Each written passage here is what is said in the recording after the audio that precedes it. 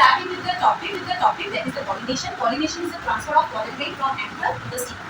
Anther is the male reproductive organ, and that is the structure of the male reproductive organ. This is stigma. This is the female reproductive organ, and this is the anther. Okay. So anther consists of the pollen grain. So the transfer of pollen grain from anther to stigma, it is known as pollination. Okay. Now pollination, if it is of the same flower or different flower. Now it is being categorized as same or different. How we differentiate them? If it is in the same flower, it is known as self-pollination. If it is in a different flower, it is known as cross-pollination. ठीक है? अब self-pollination में भी दो type है, एक है autogamy और नेक्स्ट है इंट्रोगेमी। ऑटोगेमी मतलब अगर सेम फ्लावर में पड़े, एक ही प्लांट है, एक ही फ्लावर है, ठीक है? सपोज ये एक फ्लावर है, इस फ्लावर में ये इसका स्टिग्मा है फ्लावर का, yes this is stigma and this is the end, ठीक है? अब जो पॉलन ग्रेन है ये यहाँ से यहाँ पे ट्रांसफर होता है, तो इसको हम ऑटो मतलब क्या है? ऑटो मतलब सेल्फ और गैमी मतलब fusion of gametes, it is known as fusion of gametes. तो यहाँ पे एक ही फ्लावर में एक प्लांट है, इसका ये फ्लावर है, एक ही फ्लावर में हमारा क्या हो रहा है? एंथर से पॉलन ग्रेन स्टिग्मा में ट्रांसफर हो रहा है, तो इसको हम बोलते हैं ऑटोगेमी। एक ही फ्लावर, सेम फ्लावर में transfer of pollen grain stigma. Okay, now what about intragamy? It is in case of two different flower of the same plant. Same plant, एक ही plant है, यहाँ पे एक flower है, यहाँ पे और एक flower, ठीक है? तो इसका जो एंकर है, इससे जो pollen grain है वो इसके स्टिग्मा में आएगा, या फिर इसका जो एंकर है इसके स्टिग्मा में जाएगा pollen grain, या फिर यहाँ पे और एक flower है, यहाँ पे भी जा सकता है। So that is, it is of the same plant. Same plant में बहुत सारे flowers होते हैं ना, तो same plant में जब डिफरेंट फ्लावर्स में जब ट्रांसफर ऑफ पॉलन ग्रेन होता है एंथर और स्टिग्मा से, एंथर से स्टिग्मा तक, जिसको हम बोलते हैं intragamy, that is the type of self pollination का टाइप है। सेल्फ पॉलिनेशन का type, it has to be of the same species. Okay, there that is the point I have not written this, it has to be because it is point I have not written this, it has to be because it is there you people commit the mistake, आप लोग नहीं लिखते हो same species का। Some of the question arises that क्या ma'am यहाँ पे ये जो एंथर है, पहला क्वेश्चन आप लोग ये बोलते हो कि जो एंथर का जो पॉलन ग्रेन है वो अगर स्टिग्मा में ना जाके एंथर में जाके रुका तो तब क्या होगा? क्या होगा? फर्टिलाइजेशन नहीं होगा, होगा फर्टिलाइजेशन। मेल रिप्रोडक्टिव ऑर्गन से जो पॉलन ग्रेन है वो एंथर में ही जाके गिरा, फर्टिलाइजेशन होगा? नहीं होगा। अब नेक्स्ट क्वेश्चन है आप लोगों का, होता है कि ये जो पॉलन ग्रेन है, सपोज ये एप्पल ट्री का है, ये जाके मैंगो ट्री में जाके गिरा, तब क्या फर्टिलाइजेशन होगा? फर्टिलाइजेशन विल टेक प्लेस नहीं, इसी वजह से यहाँ पे सेम स्पीशीज दिया हुआ है, it has to be of the same species, ठीक है? एप्पल प्लांट का पॉलन ग्रेन एप्पल प्लांट पे जाके गिरने के बाद ही फर्टिलाइजेशन होगा, प्रोसेस स्टार्ट होगा। क्या होता है अभी हम देखेंगे फर्टिलाइजेशन, ठीक है? नहीं तो फर्टिलाइजेशन नहीं होगा। और कुछ क्वेश्चन है आप लोगों का, नहीं है ना इसमें? अगर है तो बोलो। एक क्वेश्चन है कि अगर पॉलन ग्रेन एंथर में जाके चिपक जाता है तो क्या होगा? पॉलिनेशन, फर्टिलाइजेशन नहीं होगा, पॉलिनेशन नहीं होगा। और अगर और एक कोई स्पीशीज का किसी भी होता है ना, आगे गिरता है हवा से आके, एबायोटिक एजेंट से आके, बहुत सारे वाटर से आके, या फिर बायोटिक एजेंट इंसेक्ट भी आके उनको लेते हैं, लेकिन फिर भी यहाँ पे फर्टिलाइजेशन होगा क्या? नहीं होगा। अगर होगा तो सोचो तो कैसा फ्लावर देखने को मिलता है हम लोगों को? सोचो कैसा फ्लावर और कैसा फ्रूट देखने को मिलता है? कुछ शेप नहीं होता, कोई कलर नहीं होता, कोई पचास शेप होता है ना, इसी वजह से has to be same species. समझ में आया? ओके, नाउ क्रॉस पॉलिनेशन इसको हम ज़ीनोगैमी बोलते हैं। It is given, these names are given. I think ज़ीनोगैमी is not given in the NCERT for class 10, but autogamy is there and ज़ीनोगैमी is mentioned. Okay.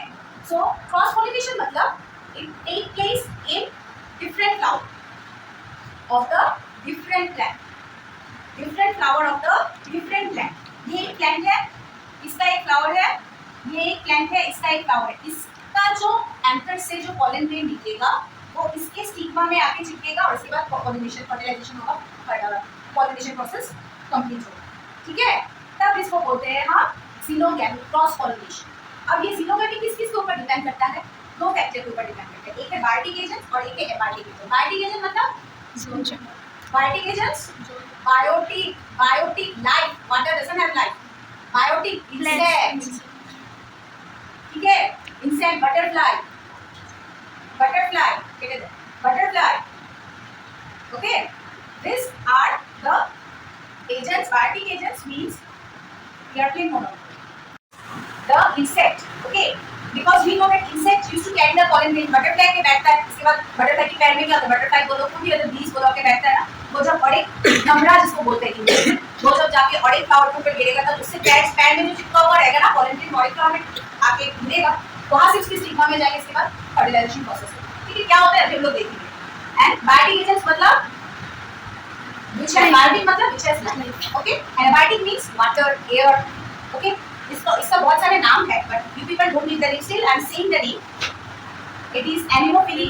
Anemophily मतलब आप लोग को लिखने की जरूरत नहीं है, ठीक है। एनिमोफिली मतलब pollination by water, anemophily water, air, and hydrophily water, okay. And biotic में चिरप्टोफिली है। चिरप्टोफिली मतलब bat, like this are many insects are there used to take the pollen grain from anther to the stigma. Okay, so what we have discussed in pollination, that pollination is the transfer of pollen grain from anther to stigma. Anther is a male reproductive organ which consists of the male reproductive organ, that is the क्या है male reproductive organ, anther में क्या होता है pollen grain, ठीक है। ये देखो हमारे फ्लावर का स्ट्रक्चर, एक छोटा सा स्ट्रक्चर देखो, यहाँ पे हमारा ये वाला है स्टिग्मा, ये फीमेल रिप्रोडक्टिव ऑर्गन, और ये जो स्ट्रक्चर है एंथर वाला, और ये filament, this is a male reproductive organ, ठीक है। Anther and this is the filament.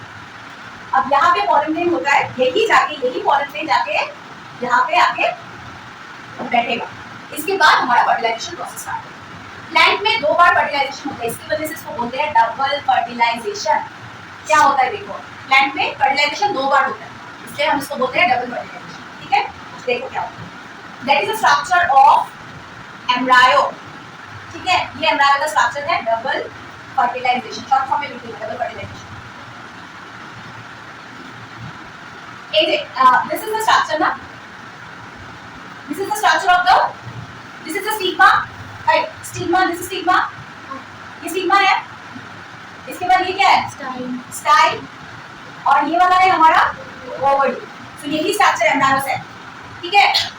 यहाँ पे आके जब पॉलन ग्रेन गिरेगा, यहाँ पे पॉलन ट्यूब फॉर्म करके यहाँ से जाएगा, then the fertilization will take place. That is the diagram given in NCERT.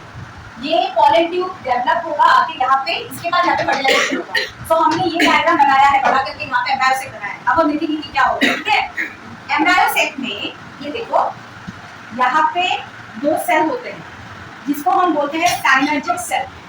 क्या बोलते हैं इसको, साइनर्जिक सेल, ठीक है। इसके ऊपर रहता है हमारा एक्स सेल, ये वाला ब्लैक कलर वाला एक्स सेल। यहाँ पे 2 न्यूक्लियाई रहते हैं जिसको बोलते हैं हम पोलर न्यूक्लियाई। क्या बोलते हैं, polar nuclei. And there the 3 cells are there, that is known as the antipodal cell, antipodal cell, ठीक है।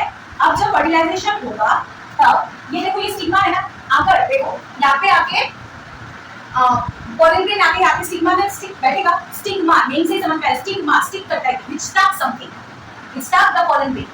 अगर पॉलन ग्रेन सेम स्पीशीज का हुआ तब भी जाके यहाँ पे क्या होगा, there will be a chemical reaction, तब जाके केमिकल रिएक्शन होगा, and as a result of which pollen tube will be form.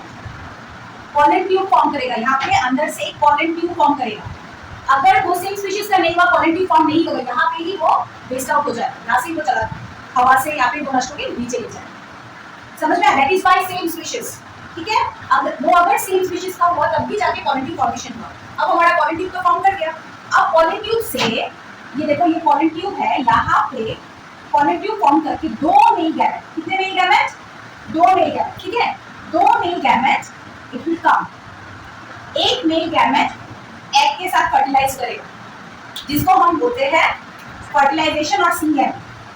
सिंग मतलब 2, और यहाँ पे क्या देखो क्या हो रहा है, मेल गैमेट ना, pollen grain, mail gamete plus egg, ये हमारा क्या दे रहा है, जाइगोट, ठीक है। मेल का एन, एग का एन, तो इधर हो गया ट्वाइस एन, ठीक है।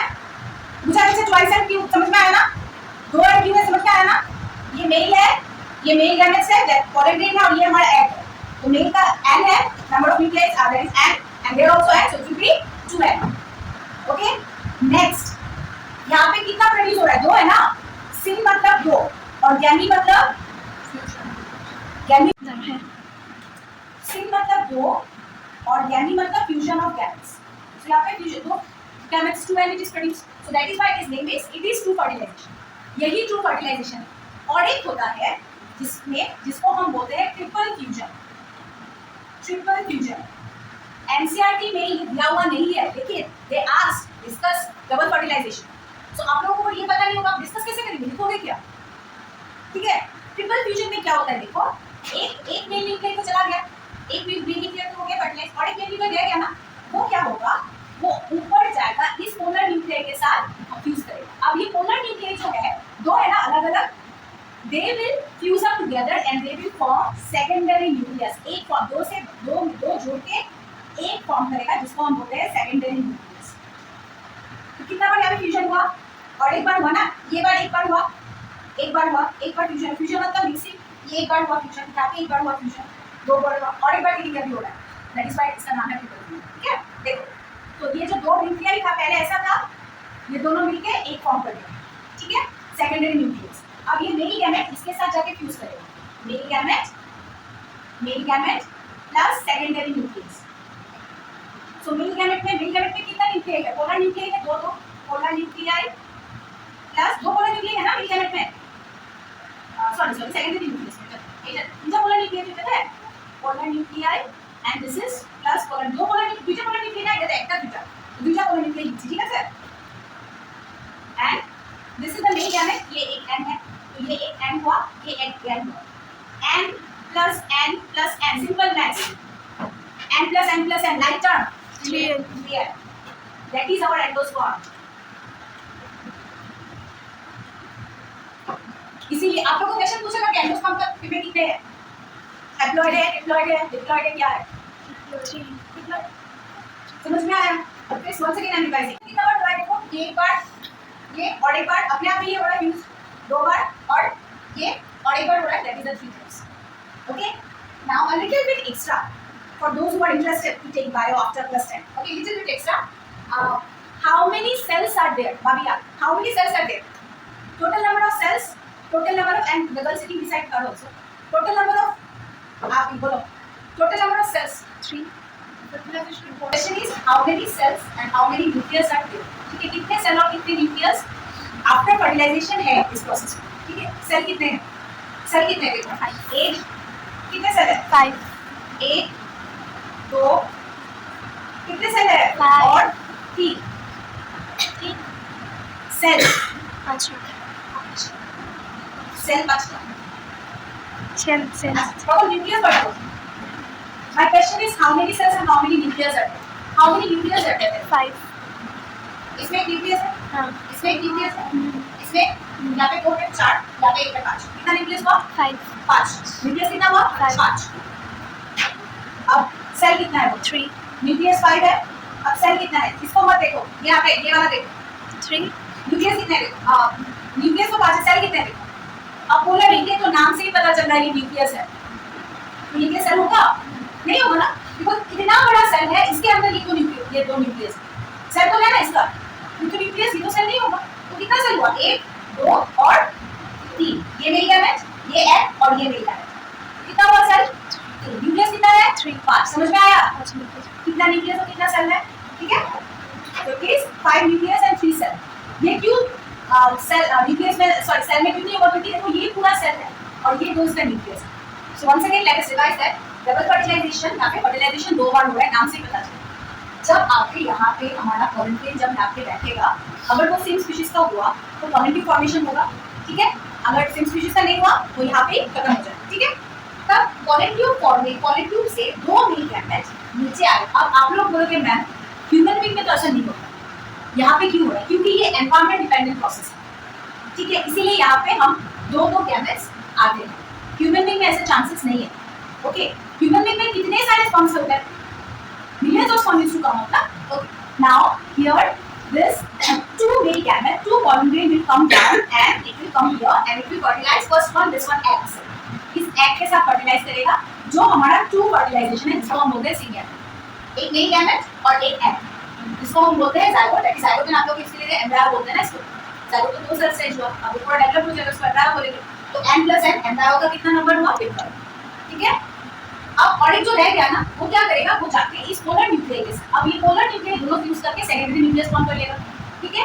तो ये फ्यूजन हुआ, ये 2 फ्यूजन हुआ, 2 बार हो रहा है फ्यूजन मतलब किसी चीज का जुड़ना, तो 2 बार हो रहा है, या एक बार हो रहा है या एक बार, ठीक है।